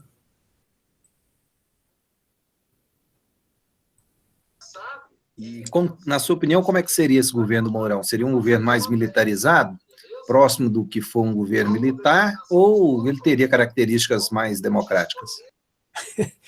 Olha que coisa engraçada. Uma vez, eu estava discutindo com um outro professor de história, uma coisa engraçada. Nós corremos o olho no regime militar, esse governo, em se tratando de ministério e cargos de segundo escalão, tem mais militares do que qualquer governo no regime militar. Né? Então a discussão não é a militarização. Você pode ter militares ocupando 100% dos cargos de primeiro escalão, ou de ministério, ou qualquer coisa que o valha. Né? A questão é saber se essas garantias constitucionais mínimas, as garantias de direitos individuais vão continuar existindo, se as instituições vão continuar sendo respeitadas, se as eleições periódicas vão continuar existindo. Essa é a questão. Essa é a questão. Por exemplo, eu entendo que o Mourão, não é? Um general da reserva, por exemplo, é um indivíduo muito mais, não digo respeitoso, mas é um indivíduo muito mais recatado, né, recolhido na ameaça às instituições do que o Bolsonaro, por exemplo. Né? Então, a questão não é essa. Né? A questão não é o número de militares que estão no poder, ou se a presidência cai no colo de um militar. Pode até cair. Mas esse militar pode entender por bem, de acordo com a evolução da conjuntura, obviamente, que é possível manter um Estado democrático de direito, mesmo com todo esse cerceamento, esse tipo de coisa. É dessa maneira que eu vejo esse negócio aí. Né? Duas perguntas difíceis para você agora. Vixe. Uma da Gretinelli e outra do Norte. Eu vou fazer as duas. Uma só? E aí, A Gretinelli, ela pergunta o seguinte: uma nova eleição, Moro levaria para si os eleitores de Bolsonaro? Primeira pergunta. E ela pergunta ainda o seguinte: o que esperar de um governo do Moro? E o Norton Nunes pergunta: Bolsonaro teria a honradez de sair como a presidência Dilma ou cairia tirando e destruindo as bases da democracia? Olha, sinceramente, é o seguinte, eu não acredito que um Bolsonaro, desculpe, que um Moro sobreviva muito tempo politicamente, né? Na verdade, o que ele prometeu ser uma bomba atômica de denúncias contra o Bolsonaro, esse tipo de coisa, não foi mais do que um traque de festa de São João, né? Segundo, o traquejo político dele é absolutamente zero. Ele é um burocrata, de trás das cortinas do aparelho de Estado. Ele, de certa forma, é instrumentalizado pela articulação de interesses que eu não tenho a menor sombra de dúvida os americanos têm aqui nesse país, né? Ele operou o processo de liquidação da eleição do Lula e eleição do Bolsonaro, mas ele é um indivíduo absolutamente incapaz, ele não sustenta um debate, ele nunca havia experimentado o mundo da política, não é? Ele quebrou a cara, ele saiu grande do ministério, aliás, da condição de jurista, de juiz aí, entrou no governo e saiu apequenado, humilhado, né? E não é muito difícil que o senso comum passe a considerar um traidor do Bolsonaro, esse tipo de coisa.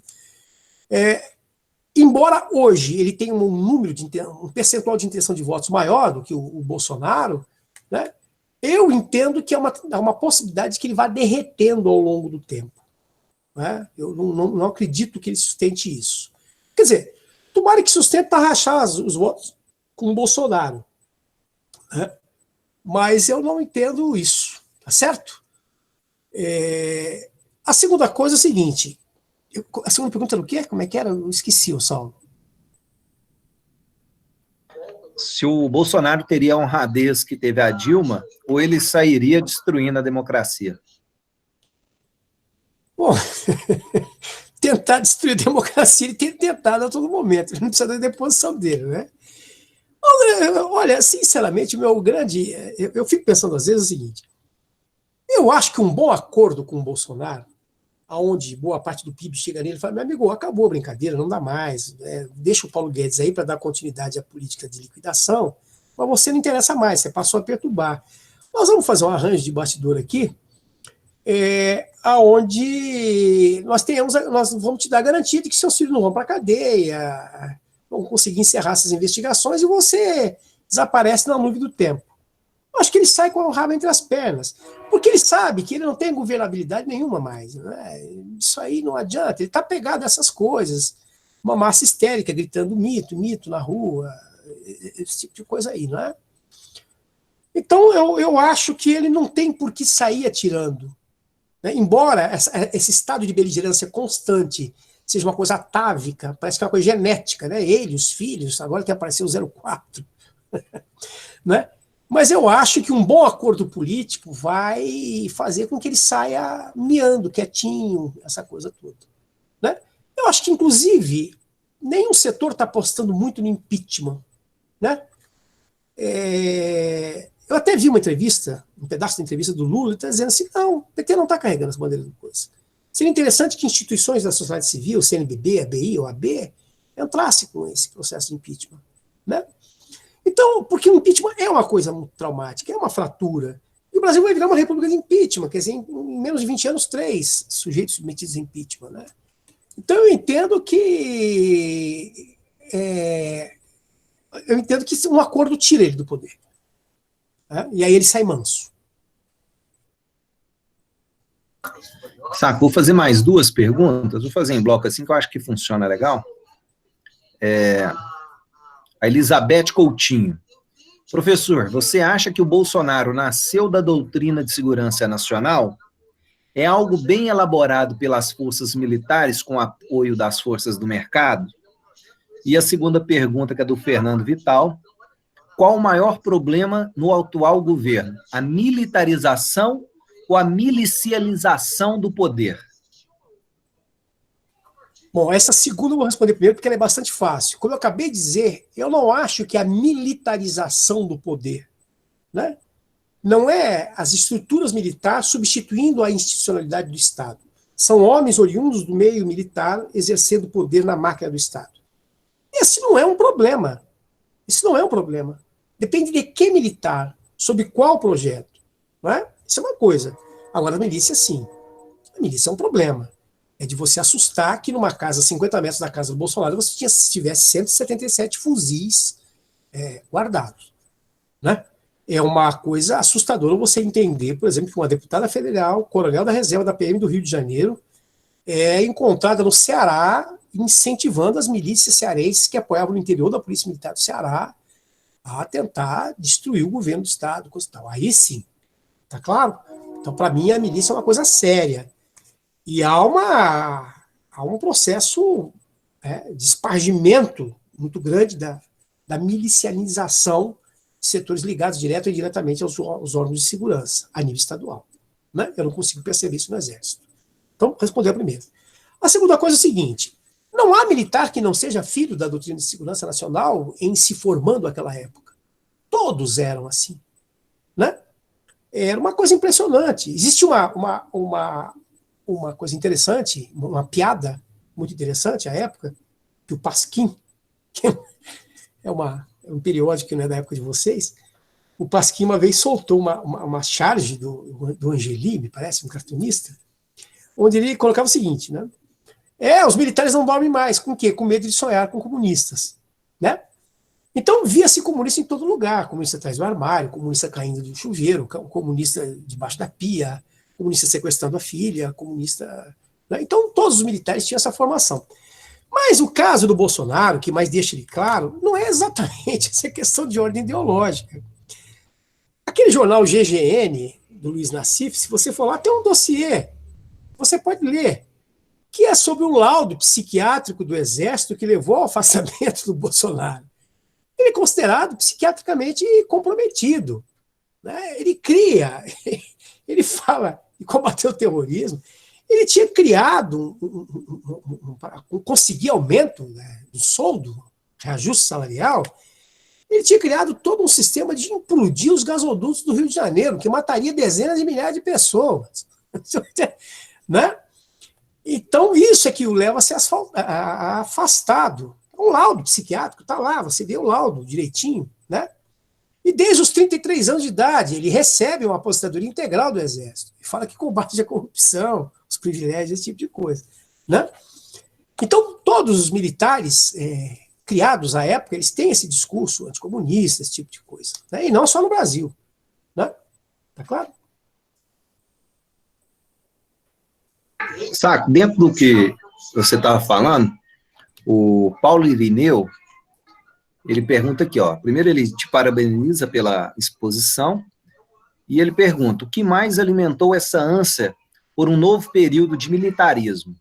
Como os que defendem os seguidores fiéis de Bolsonaro, tendo sido Bolsonaro, os seguidores fiéis do bolsonarismo, tendo sido Bolsonaro, inclusive um militar desobediente, e que nunca respeitou de fato a hierarquia militar, e ao que tudo indica, desde as manchetes do jornal, em que ele aparecia nos anos 90. Então, né? Aliás, eu vou ter a honra de participar, aliás, de escutar a palestra do grande Paulo Irineu. Muito obrigado pela deferência, Paulo Irineu. Mas vamos lá. Perceba uma coisa engraçada. A campanha do Bolsonaro, ela não tinha discurso. Ela foi uma aula de semiologia para os estúpidos, de semiótica para os estúpidos. Tá? Ele não participou de um debate político sequer. Ele não externalizou uma proposta sequer. Ele não defendeu um projeto sequer. Ele passou 28 anos no parlamento, por 7 mandatos, sem apresentar qualquer projeto de lei que pudesse ser considerado relevante. Né? E ele se elege segurando lá uma metralhadora, segurando um revólver, dizendo que vai dar tiro, vai matar petista, vai matar comunista, não sei o que, não sei o que lá. E vendendo um discurso de combate à corrupção, né? Muito bem acolhido pelos boçais. E aí é uma coisa interessante, porque todos nós temos um comportamento desse, um componente desse, né? Essa história de bater em cara de mulher, essa história de que eu vou matar viado, essa história de que negro tem 10 arrobas sequer sabe andar, essa história de terra indígena que tem que acabar, porque, enfim, essa coisa toda ela teve um acolhimento em parcela significativa do eleitorado. Não é à toa que esse homem ganha a eleição. Né? Então, eu acho que isso é uma coisa extremamente preocupante, né? Porque uma pessoa que, depois de 28 anos de parlamento, ele aparece junto ao senso comum como sendo alguém que combate o estabelecimento quando ele é o estabelecimento. Você vê esse bando de sei lá como é que chama, esses seguidores dele, coisa meio que de igreja, na rua, coisa e tal, eles dizem, olha, eles estão impedindo o Bolsonaro de governar. Meu Deus do céu, o homem ganhou a eleição com 57 milhões de votos, o homem tinha maioria folgada no parlamento, ele foi queimando todas as pontes, né? Ele foi dinamitando todas as pontes. Né? E é impressionante isso, né? Porque ele continua sustentando-se em cima do nada. Ele compra uma briga com cada um, você é canalha, você é covarde, você é traidor. Ele não consegue ter políticas para para cuidar de uma pandemia, por exemplo. Ele tinha um ministro que ele defenestrou, porque estava ganhando popularidade demais. Tem outro que não sabe colocar máscara. Né? Então, eu não... são coisas que eu estou para entender com muita calma nesse negócio aí, nessa situação. Né?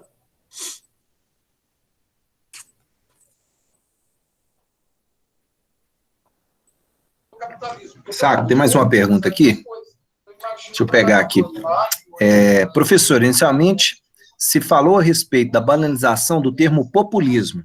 Essa banalização de termos passados na política atual contribuiu, em algum momento, para a ascensão do Bolsonaro ao poder e um grande número de simpatizantes?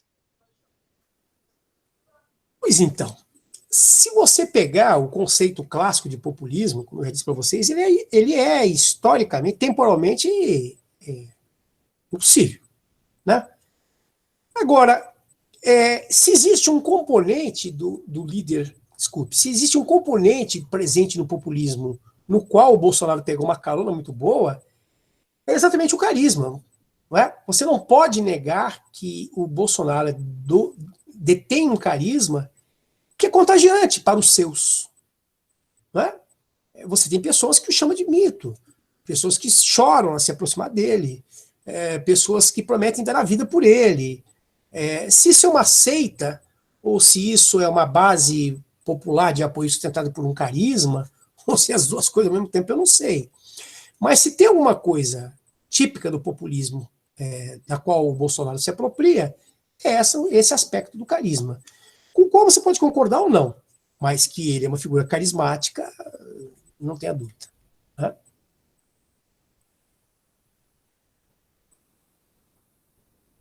Só um minuto aqui. O Abraão pediu a palavra. Abraão, somos todos ouvidos. Você está com a palavra. Bom, primeiro, quero agradecer a participação do professor Saco, né? Ele só não trouxe o glorioso assessor dele, o Quiquideira. Isso me deixou contrariado. Mas também agradecer a vocês, Saulo, pelo empenho aí, criação desse trabalho que estão fazendo assim. Acho que eu gostei muito da do Saco, essa questão que veio agora à tona do Bolsonaro em relação a essa questão dele. Eu costumo dizer que esses evangélicos pentecostais, e aí se inclui grande parte da Igreja Católica também nesse meio, esse povo é pior do que os islãs, do ponto de vista da forma de discutir a política, de intervir na sociedade, né? Eu acho que o Islã é mais saudável do que esse povo que segue o Bolsonaro aí. E é uma ligação, a milícia toda está junta, né? Todos os milicianos, os milicianos das igrejas, os milicianos do morro, da gravata, né? Os milicianos ligados às organizações militares. E ele consegue juntar todo esse povo, que em outros momentos eu acho que nenhuma outra pessoa nesse aspecto, eu gosto de ver o comentário do Saco sobre isso, conseguiu juntar tanto miliciano de vários segmentos. Eu chamo esses pastores evangélicos e alguns padres bispos da Igreja Católica de miliciano, né? Porque eles impõem uma coisa no povo, de várias formas de violência que tem, tanto a violência da coerção psicológica, né? E eles conseguem, de fato, uma coisa assim, que eu acho extraordinária isso, né? Fazer com que a pessoa defenda a coisa que é contra ele mesmo, né? O trabalhador defender as políticas do Bolsonaro, por exemplo, o fim da aposentadoria, porque realmente as pessoas não podem se aposentar com 60 anos de idade, o Estado não tem que dar a saúde, não tem que dar educação para as pessoas que não podem comprar isso no mercado, e depende disso. Eu não sei como é que o Saco pode explicar isso para a gente, eu não consigo entender essa forma desse segmento da sociedade, né? E confia num Deus que é carrasco, num Deus que pune, num Deus que é vingativo, né? Não existe essa questão da lógica humana, teórica, sei lá. Talvez você consiga explicar isso para nós. Era isso. Abraão, deixa eu lhe dizer, consegui explicar um negócio complicado nessa história. Eu vou dizer uma coisa para você. Eu tenho uma filha que mora no Rio de Janeiro e que ela faz mestrado e tem uma pequena empresa de compilação de dados e que ela atua no seio da favela da Maré, no Rio de Janeiro, que é uma das mais violentas, essa coisa toda, né? E ela tem um trabalho muito ligado a jovens dos morros cariocas ali, principalmente na região do maciço da Tijuca ali, Salgueiro, Vila Isabel, Mangueira, aquela coisa toda, né?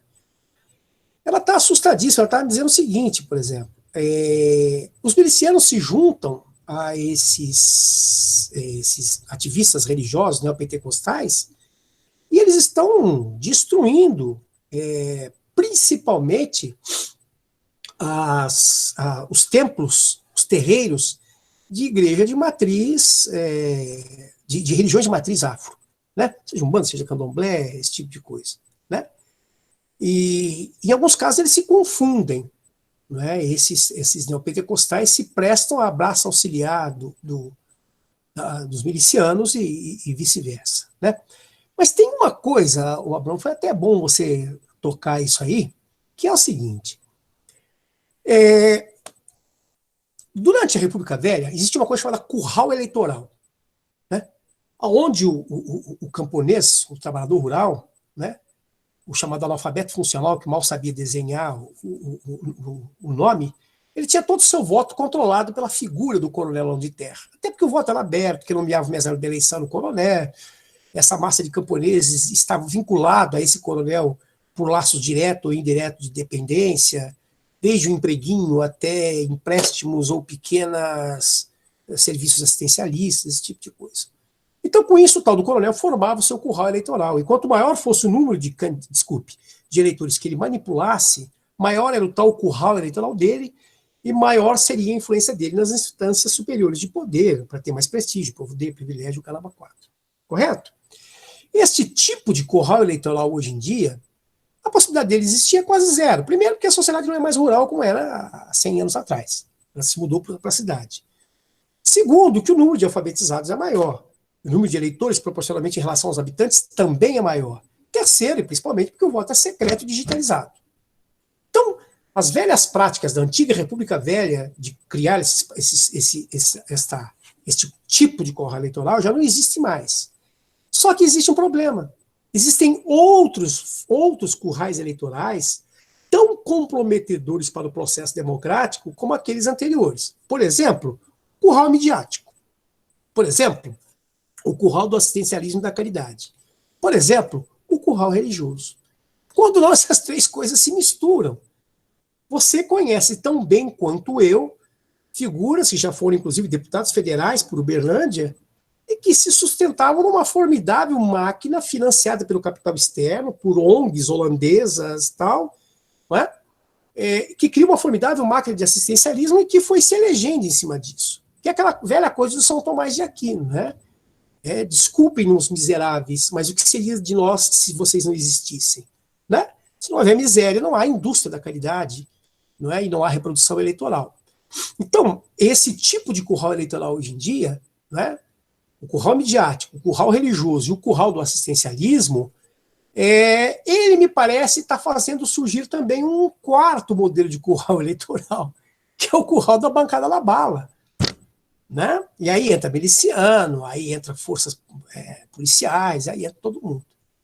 Então esse negócio, para mim, é tão comprometedor para o processo democrático como era na República Velha, o velho curral eleitoral.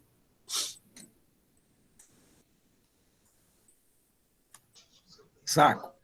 Enquanto você e o Abraão falavam aí, apareceu mais duas perguntas aqui. Vamos lá. Três. Apareceu mais um agora. Primeiro, o Sandro pergunta o seguinte: professor, tem uma questão. Bolsonaro é fruto de um cinismo da direita democrática que quis participar de um governo novamente, ou o antipetismo sozinho é a causa, assim como afirma o Ciro Gomes? E o Norton pergunta o seguinte: o senhor vê a possibilidade de um ato institucional por parte desse governo, tal qual na época da ditadura militar, ou de um possível governo Mourão realizar esse ato? E o Alex pergunta: quais motivos faz Bolsonaro ter o fascínio tão grande pelos Estados Unidos e Israel? Você acha que os Estados Unidos têm interesse de uma ditadura no Brasil hoje? Bom, vamos por parte nesse negócio aí. Essa subserviência do Bolsonaro ao Trump é uma coisa que é impossível entender isso. Eu, sinceramente, não consigo entender. Né? O Trump é aquilo que os psicólogos chamam de borderline, né? Um cara esquisito, ele está na linha divisória entre sanidade e insanidade, como o Bolsonaro também está. Esse fascínio dele e um projeto ultraliberal, ele é engraçado porque ele é antagônico, porque o Trump é bolsonarista, opa, falei bobagem, o Trump é nacionalista, o Trump é intervencionista, né? O Trump não titubeia em ferrar com o Brasil quando é necessário, o Trump evoca legislação de guerra para obrigar, por exemplo, o complexo industrial americano a produzir insumos para combater o coronavírus, né? O Trump confisca bens de outros países, em navios que estavam em seus portos, enquanto o Bolsonaro aqui liquida o país, vende, entrega, esse tipo de coisa, e aposta num anencéfalo que é o Guedes, que é uma figura desqualificada, com esse seu instinto privatista, liberalizante, o caramba quatro. Então, de onde ele tira essa coisa dos Estados Unidos, eu não consigo entender. Em relação a Israel, é que você tem Israel como meca do neopentecostalismo. Ele abraça essa bandeira, se enrola nessa bandeira e sai por aí afora. Né? Então, para mim, essa questão é aí. Uma outra, a segunda pergunta eu não me lembro agora, Saulo. Por favor, tem como você repetir? Tem sim, vou falar aqui. Se você vê a possibilidade de algum ato institucional cometido pelo governo atual ou por um futuro governo Mourão. De algum ato institucional, como os AIs, por exemplo, o AI 2, 3, 4, 5... Isso, atos realizados durante a ditadura militar. Então, aquele, não sei se era o 01, 02, 03, dos filhos dele, falou, olha, um AI-5 basta um cabo e um sargento que invada o Supremo e faz tal.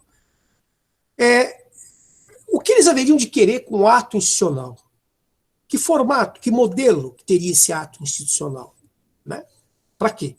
Para reforçar o poder do Bolsonaro, para intensificar a repressão, para estabelecer censura prévia, enfim, alguma coisa na linha do AI-5, seria isso? É o que eu disse, né? Depende muito da correlação de forças, e eu não entendo, quer dizer, não é que eu não entendo, pelo que eu observo, pela minha tímida observação, eu não acho que o Exército vai endossar uma coisa dessa. E não acho que o Bolsonaro ousaria enfrentar o Exército, desafiar o Exército, esse tipo de coisa. Porque é claro que, nesta altura do campeonato, o serviço de inteligência do Exército já tem a percepção da contaminação dos poros do tecido social pela ação do milicianismo. E sabem do perigo que isso significa, até pela capacidade bélica desses milicianos. Então, eu não acho que o Exército, a não ser que tenha enlouquecido o Exército também, né? Eu não acho que o Exército daria chance para uma coisa dessa, não é? Para uma aventura desse tipo aí. Tá claro? Agora, existem atos e atos institucionais. Agora, a legislação, né, a Constituição não prevê ato institucional. Tem essa outra questão. Esse ato institucional haveria de vir depois de uma ruptura do ordenamento institucional. Porque essa figura jurídica e constitucional, jurídica, ela não é prevista pela Constituição. Tá claro? Então é isso. Tem uma outra pergunta, Saco, que Vamos lá. ficou faltando ainda, que é quais os motivos faz Bolsonaro ter um fascínio tão grande pelos Estados Unidos e Israel, e se você acha que os Estados Unidos têm interesse no golpe? Não, foi essa questão do fascínio eu acabei de falar para os Estados Unidos e Israel. Olha, para os americanos, a existência ou não de um golpe não é uma questão de princípio. A questão para eles é o seguinte: enquanto o Brasil se comportar a partir dos interesses, das vantagens que são de interesse deles, não há por que ter um golpe. Né? Porque aí, na verdade, você coloca os meios em lugar dos fins. Os fins dos americanos, você tem uma economia escancarada, a facilidade de acesso deles ao mercado brasileiro, as privatizações de uma forma geral. Né? Se tudo isso ocorrer dentro de um ambiente de pseudo-democracia, de liberalismo, ótimo, não há problema. Não há por que ter golpe. Né? É claro? Saco, nós encerramos com as perguntas, então, acho que nós já podemos encerrar também, já são 10 horas, e a gente encerra a aula de hoje aqui. Eu quero te agradecer mais uma vez aí pela disponibilidade, pela disposição, pelo comprometimento com a aula aí, agradecer a participação de todos vocês, agradecer à Central de Movimentos Populares por viabilizar esse curso, né, do apoio que tem dado, e na quinta-feira nós damos continuidade ao curso, tá? Obrigado a todos vocês. Boa noite e até quinta-feira às 8 horas. Muito obrigado, Saulo. Uma grande saudação para todos e a honra é toda minha. Um grande abraço, Abrão. Eu vou levar o quiqueiro na sua casa, Abrão. Fique tranquilo. Estou trazendo, vamos dar uma aqui. Um abraço, Saco, Saulo, todos e todas. Até quinta. Até quinta-feira.